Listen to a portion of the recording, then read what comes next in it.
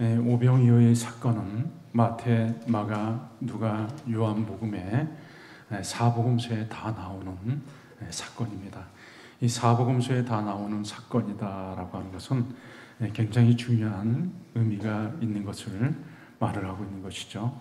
이 사복음서에 다 나오는 사건은 예수님의 십자가 사건, 예수님의 십자가 사건은 너무나 중요하기 때문에 사복음서에 다 나오는데, 또 이 오병이어 사건이 사복음서에 나온다라고 하는 것은 이 오병이어 사건이 우리에게 아주 중요한 의미가 있다라고 말씀하는 것과 같습니다.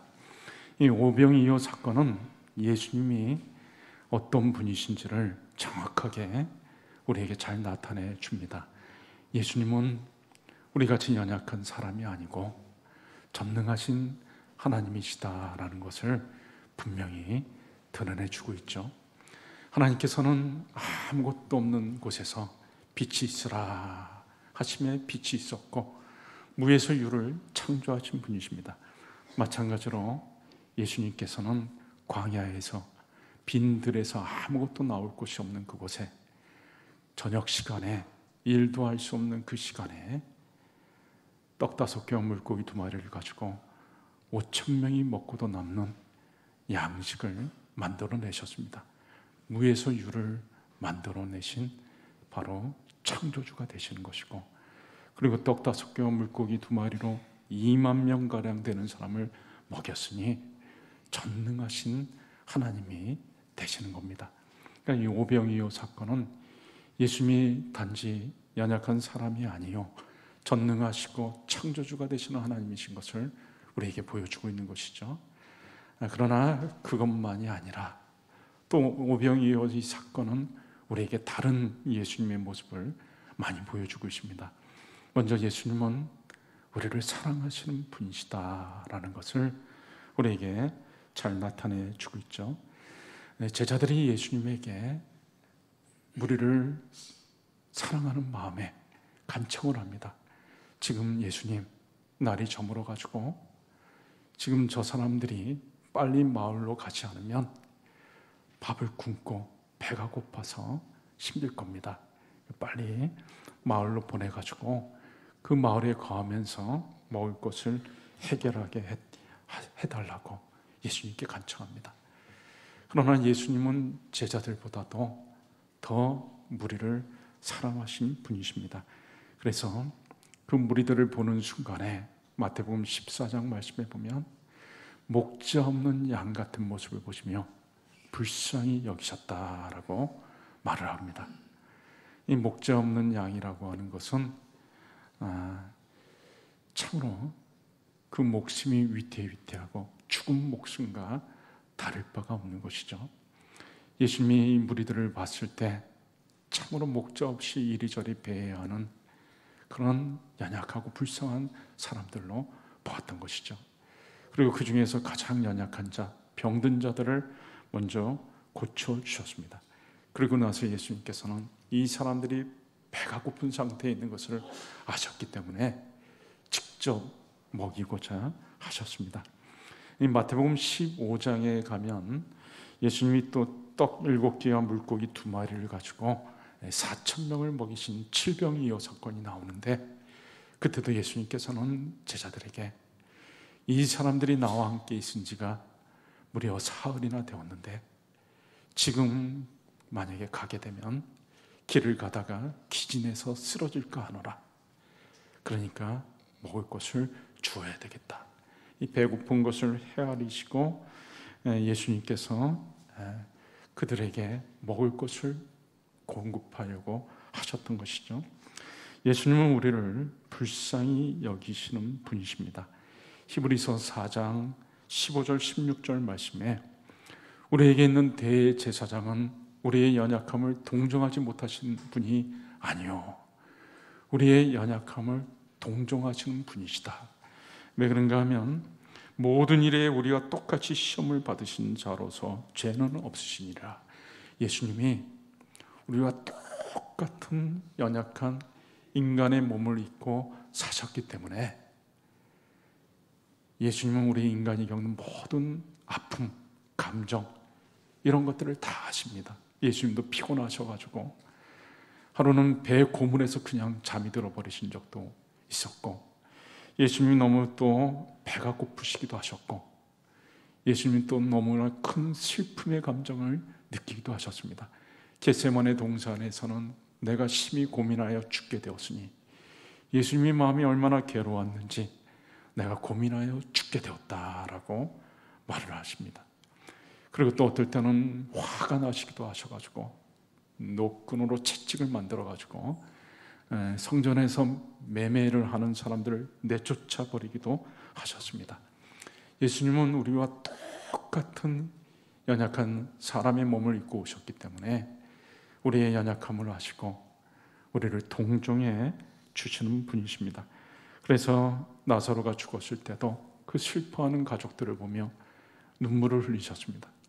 나인성 과부가 그 하나밖에 없는 아들이 죽었을 때 과부 옆에서 과부를 위로해 주면서 울지 말라고 말씀해 주셨습니다. 그리고 예루살렘 성을 보시면서 그 멸망당에서 곧 큰 환난을 겪을 사람들을 바라보면서 예수님이 또 눈물을 흘리셨던 것이죠. 예수님은 우리를 사랑하셔서 우리에게 생명을 주시는 분이십니다.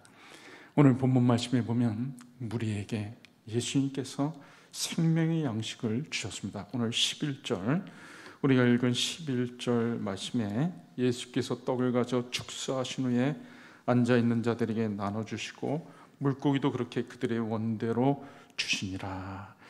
먼저 떡 5개 물고기 2마리를 가지고 축사하시고 나서 떡을 떼서 무리들에게 나눠주시고 그 다음에는 또 물고기를 떼어서 나눠 주었습니다. 우리에게 생명의 양식을 주신 것이죠.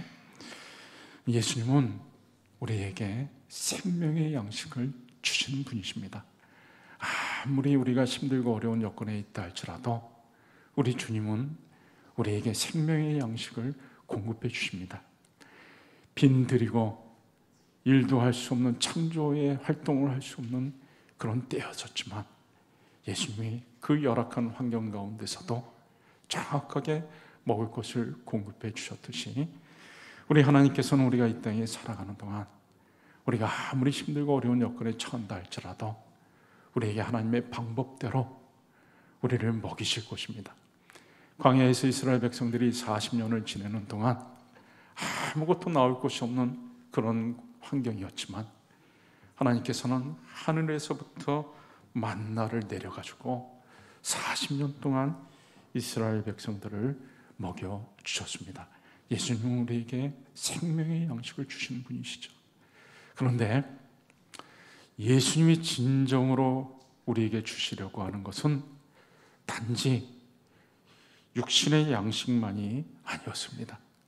오늘 말씀에 나오는 대로 예수님께서 한 끼 식사를 배부르게 먹여주셨는데 예수님이 진정으로 주시려고 하셨던 것은 단지 한 끼 식사, 우리가 이 땅에서 살아가는 데 필요한 육신의 양식 정도가 아니었습니다.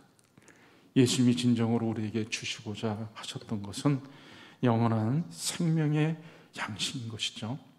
여러분 6장 51절 좀 뒤에 가서 한번 보시면 예수님께서 이렇게 말씀하셨습니다.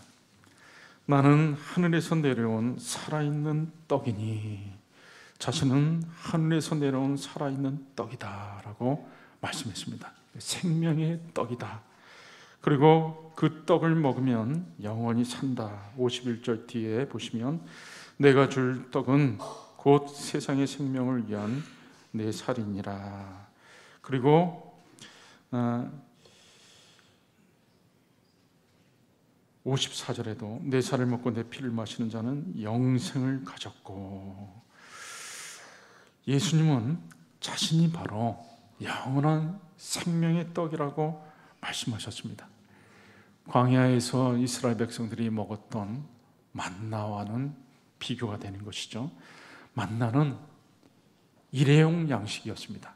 매일 먹어야 되는, 매일매일 먹어야 되는 일용할 양식이었습니다. 그리고 만나를 먹은 사람은 죽었습니다.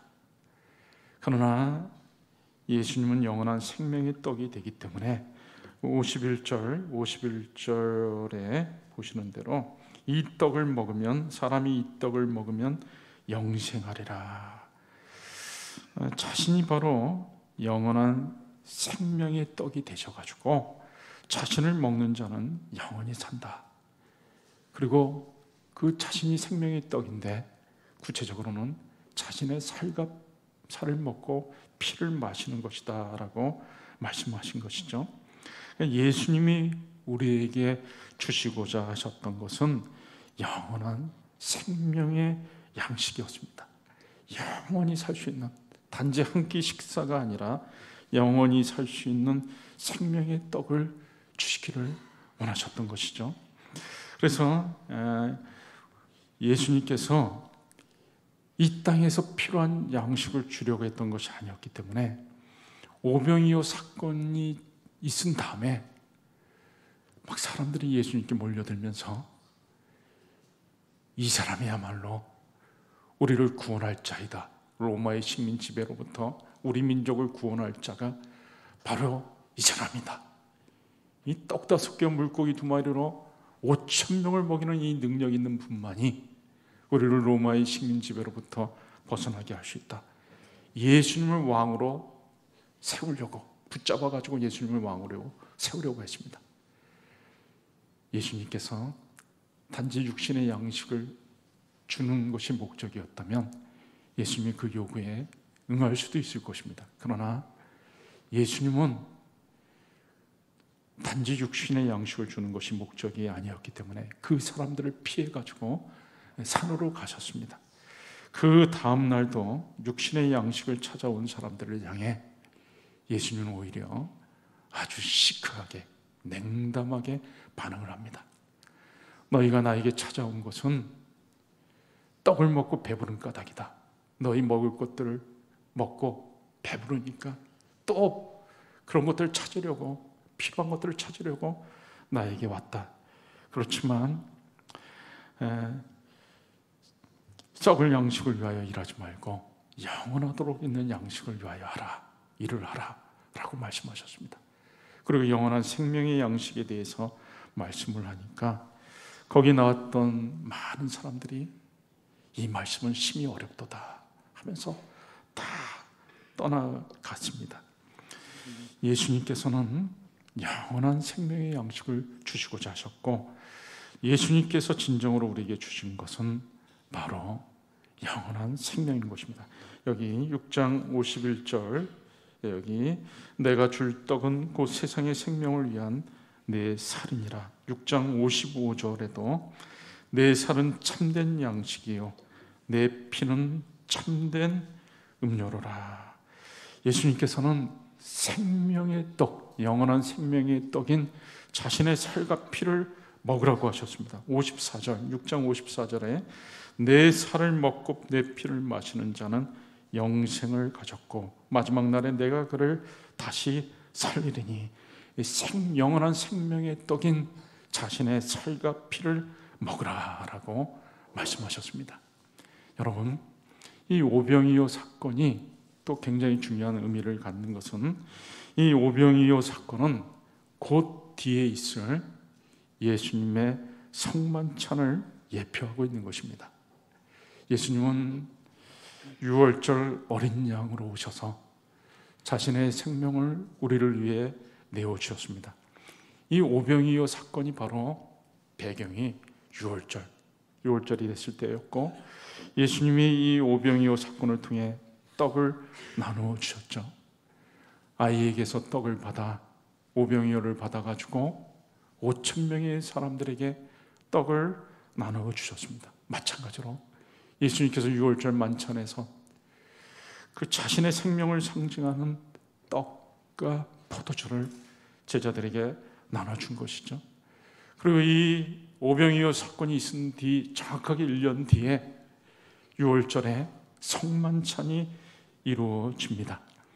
오병이어 현장에서 무리들에게 배부름과 만족을 주셨던 것처럼 예수님은 성만찬을 통해서 우리들에게 영원한 배부름과 만족을 주셨습니다.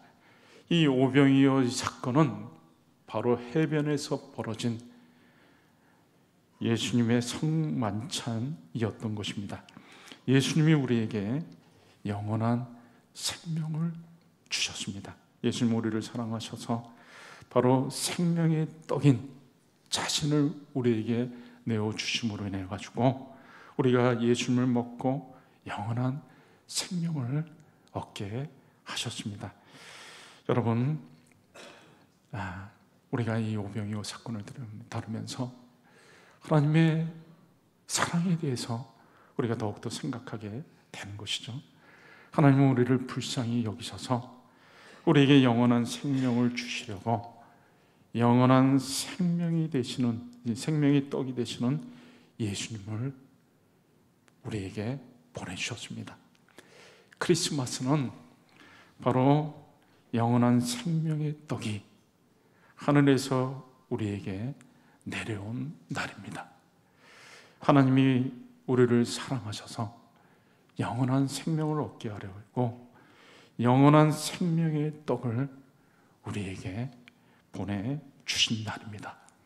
바로 영원한 생명의 떡인 예수님께서 이 땅에 배달된 날인 것입니다. 오늘 우리가 오후 예배 때 성탄 축하 행사를 합니다. 많은 케이크 준비되었고 많은 케이크 벌써 배달되어져 왔습니다. 그리고 오후 3시에 또 많이 케이크 배달되어 올 것입니다.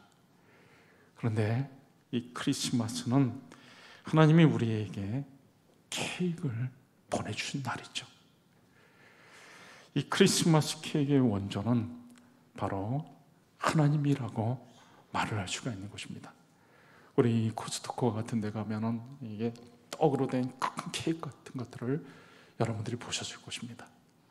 예수님께서 우리에게 생명의 떡, 영원히 살 수 있는, 먹고 살 수 있는 영원한 생명의 떡을 오래전서부터 준비해 주셨고, 그리고 하나님께서 그 오랫동안 준비해 주셨던 영원한 생명의 떡을 때가 됐을 때, 크리스마스가 되었을 때 우리에게 정확하게 때를 맞춰서 배달해 주신 것이죠.